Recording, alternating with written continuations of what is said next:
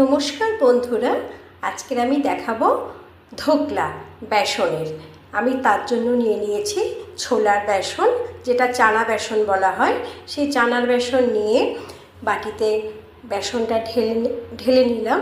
তারপর তার মধ্যে দিয়ে দিয়েছি একটু নুন, একটু চিনি, আর 200 গ্রাম বেসনের জন্য নিয়েছি 100 গ্রাম টক দইটা নিয়ে নিয়েছি। আর যদি কেউ কালার করতে চাও তাহলে একটু হলুদ মেশানো যেতে পারে, হলুদ মেশাতে পারো। আমি দিয়ে দিয়েছি এর মধ্যে নুন, একটু চিনি আর টক দই আর একটু সাদা তেল দিয়ে ভালো করে গোলাটা বানিয়ে নিতে হবে। কিন্তু গোলাটা হবে খুব পাতলাও নয়, আবার খুব মোটাও নয়, খুব গাঢ়ও নয়, মাঝামাঝি টাইপের একটা গোলা তৈরি করতে হবে।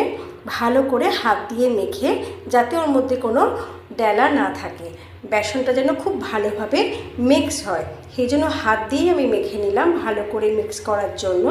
তারপর একটা বাটিতে আমি তেল মাখিয়ে নিয়েছি, যেমন কেক বসানো হয় বাটির মধ্যে, সেই মতো একটা বাটিতে তেল মিশিয়ে নিয়ে এই গোলাটা আমি ওর মধ্যে ঢেলে দেবো।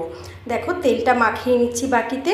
তারপর আমি বেসনের গোলাটা ওর মধ্যে ঢালার আগে ওর মধ্যে দিয়ে দেবো খাবার সোডা মিশিয়ে, যে ফ্ল্যাপি হয়ে যাবে, একটু ফুলে যাবে, সঙ্গে সঙ্গে খাবার সোডা দিয়ে রাখতে নেই, সঙ্গে সঙ্গে মিশিয়ে ওই পাত্রটার মধ্যে ঢেলে দিতে হবে। দিয়ে কড়াইতে জল দিয়ে আমি গরম করে রেখেছি আগে থেকে, তার মধ্যে বসিয়ে দেবো। দেখো, এটার মধ্যে আমি ঢেলে দিলাম, পাত্রের মধ্যে গোলাটা ঢেলে দিলাম খাবার সোডা মিশিয়ে। আর খাবার সোডাটা ঠিক ঢালার আগেই মেশাতে হবে। তারপর কড়াইতে জল দিয়ে একটা স্ট্যান্ডের ওপর বাটিটাকে আমি বসিয়ে দিয়েছি। দেখো, দেওয়ার পরে ঢাকা দিয়ে কিছুক্ষণ রেখে দেবো। এর মধ্যে বাটিতে দিয়েছি তেঁতুলের টক বানাচ্ছি, তেঁতুল আর চিনি দিয়ে তেঁতুলের টক, তেঁতুলের কাত করে।